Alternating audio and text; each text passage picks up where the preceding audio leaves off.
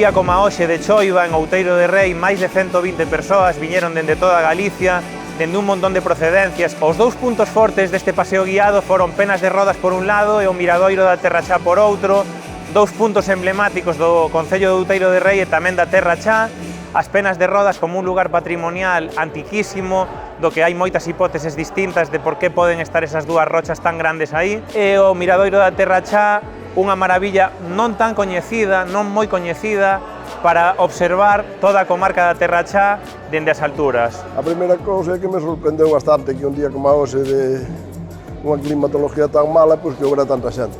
Estamos encantados de que veña aquí a xente, de que veña a facer rutas, que despois se quede por aquí.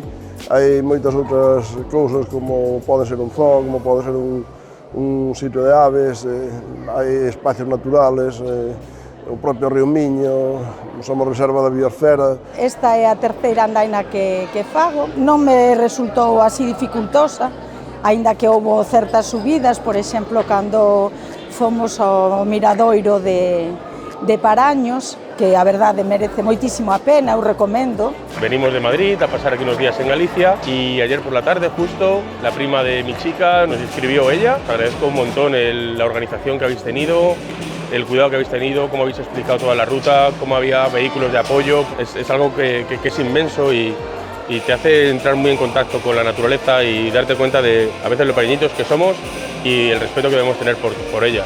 Quédanos dúas xornadas viaxeiras para completar o ciclo das primeiras xornadas e quédanos Monterroso, que será en breve, e despois o Páramo, e despois volveremos a empezar outra vez por todos os concellos. O que queremos é que poidades pasar o día en familia e disfrutar, que é o que nós pretendemos un pouco con estas ideas. O GDR está facendo un traballo extraordinario en este tipo de cousas, nos pode proxectar de cara ao futuro, sobre todo para a xente que ven máis do sur, que sufre moita calor todo o ano, pois vir aquí a Galicia eu creo que ten que ser agradable, ao mellor hasta agradable un día como hoxe que chove, ¿no? El día fue algo lluvioso, pero es que debe ser así, si queremos verde tiene que haber agua.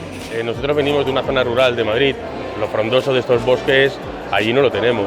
Ese verdor que se ve fuera hace que dentro de ti también renazca ese amor por la naturaleza. Xente que che fala despois, que non coñeces, compartes fotos, compartes, coñecementos de certas cousas, porque a xente é de diversos sitios, non é dicir, son daqui solos. Soy de Lima, Perú, es la primera vez que yo participo de estas actividades de caminatas y me pareció unas actividades muy maravillosas. Nos vamos uniendo, acercando, conversando y sobre todo llenando una linda amistad, porque la próxima ya no es un hola, sino un abrazo, un afecto mejor y es máis amena la caminata entre todos.